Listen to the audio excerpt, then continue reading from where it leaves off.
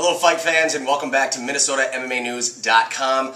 I am Chevy and I am here with one of the best fighters, not just in Minnesota, but in the world.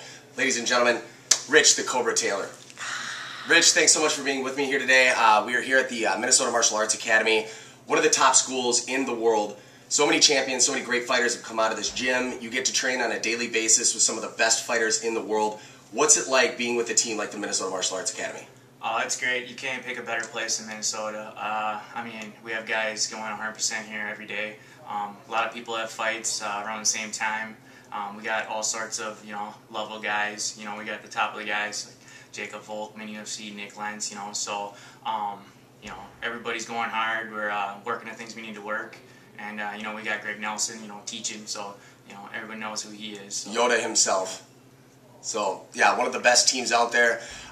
You train with some of the best wrestlers in the state. You train with some of the best jiu-jitsu guys, great stand-up. I mean, every aspect of the game is something that you guys are really strong at here.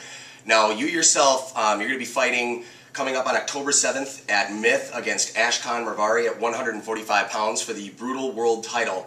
The 145-pound division is becoming the most exciting division in MMA. With the UFC bringing in the 145-pounders, now they're going to be on the Ultimate Fighter reality series. There's a lot of people watching this division. How exciting is it for you to be in a division that is now in the UFC? Oh, it's, right now I'm the most excited in my career.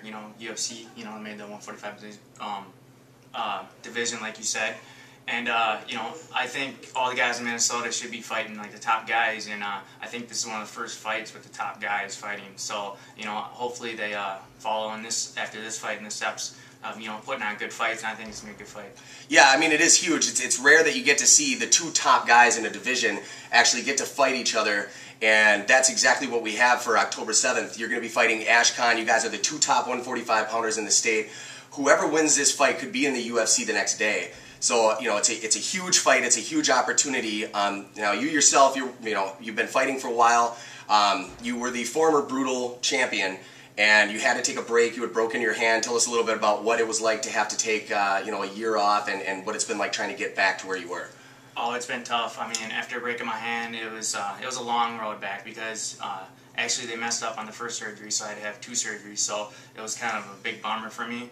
But now the hand's back 100%, and I'm excited to fight. And I don't really think about the UFC. I've been around the sport for a while. I've been doing well, and I just take it one fight at a time. And when it happens, it'll happen. And if Ashkan wants to come down to my division, and think he's gonna dominate there, I'll welcome him with by fighting him. And one of the best fights that we've ever had here in Minnesota, I was fortunate enough to see it, was when you fought Ozzy Judge, who is Ashkan's trainer. It was a war. It was an unbelievable fight. The cage was filled with blood. You got caught in an armbar with about 2 minutes left to go in the first round and somehow fought it off for the entire fight, and then you were able to pull off a victory.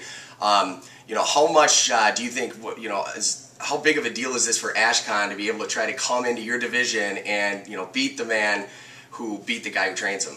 Oh, I think it's it's going to be a big deal for him. I think he's going to be training hard for this fight, and he definitely wants to revenge his trainer. So I look at that, and if he thinks I'm the same fighter I was when I fought Judge, he's going to have another thing coming, because I didn't even know jiu-jitsu then. And to tell you the truth, that armbar wasn't that close. It just looked that close. So it did look pretty scary, that's for sure. Now, yeah, you had an amazing wrestling career, collegiate wrestling career. You were at Augsburg, which a lot of people, think should be a Division I school. You went undefeated through your entire collegiate career as a wrestler. What actually motivated you? No, you're thinking about Marcus. No. Oh, okay. Yeah. So you went close to being undefeated all the way through your collegiate career, correct? Pretty close. Okay, pretty close. And so, being a wrestler and getting into MMA, I mean, what really motivated you to go from being this great collegiate wrestler to becoming an MMA fighter?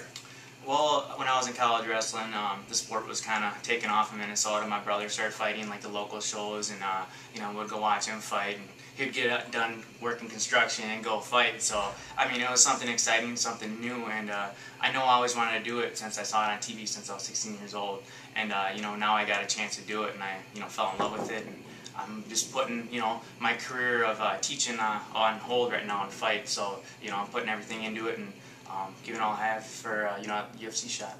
Yeah, I mean, it's huge. Yeah, like you said, your brother Randy Taylor was a great fighter back in the day. Yeah, he was real exciting to watch, and that one of those things. You're watching those guys. You know that you can do this. You see these guys fighting. You know you're a better wrestler. You know that you can get in there and do it. You actually did, and now your game is extremely well rounded. You're a great striker, great jiu-jitsu.